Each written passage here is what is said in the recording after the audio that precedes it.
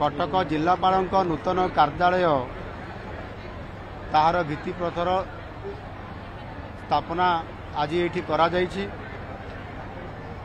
एही नूतन कार्यालय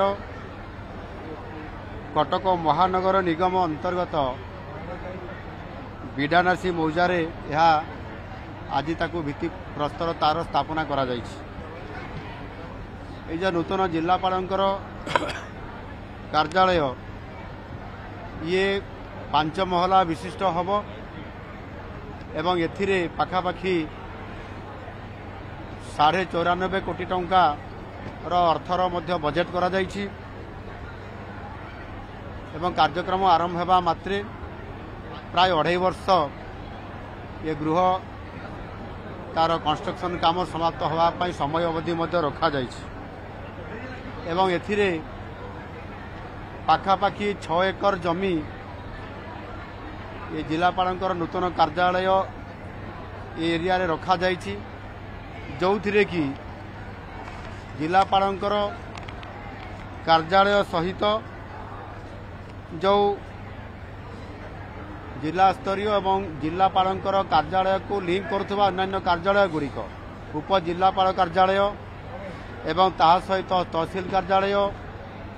उप निबंधक कार्यालय राजस्व कार्यालय एवं आरडीसी केन्द्रांचल राजस्व आयुक्तर कार्यालय मध्य ये कैंपस भितरे भी या परवर्ती पर्याय ये जिलापाल कार्यालय सरला परे ये करा जिवो। यानो निश्चित भाव में कटक हाईकोर्ट अच्छी एवं कटक बड़ डाक्तरखाना अच्छी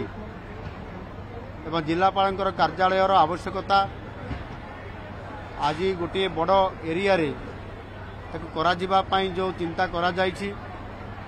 ये बाबद आगुरी सरकार के तरफ रिव्यू करा जायथिला एवं हाईकोर्ट मध्य अधिक जगह जेहेतु सामान्य आवश्यकता मन करुछंती आ सेथिपाई जदि जिलापाल कार्यालय ये बिडानासी को पड़े आसो बिडानासी मौजा को ताले हाईकोर्ट पाई मध्य से जगह तांको दिया जाई पारिबो अर्थात हाईकोर्ट भी जगह पर्याप्त हेबो एवं ता सहित मध्य आमर जो कलेक्ट्रेट एवं तार सहित आरडीसी कार्यालय एवं तहसील उपजिलापाल उपनिबंधक कार्यालय ये जो परिसर आम ये प्रकोष्ठ जगह अच्छी एठी रास्ता अच्छी एनु निश्चित भाव में यहाँ गोटे बहुत भल सरकार चिंता करिसेंती। आगामी दिन में कटक सहरर जो धीरे धीरे यार संप्रसारण करने जो बड़ी भाव एथिरे आपंकर सीडीए सहित जिलापाल कार्यालय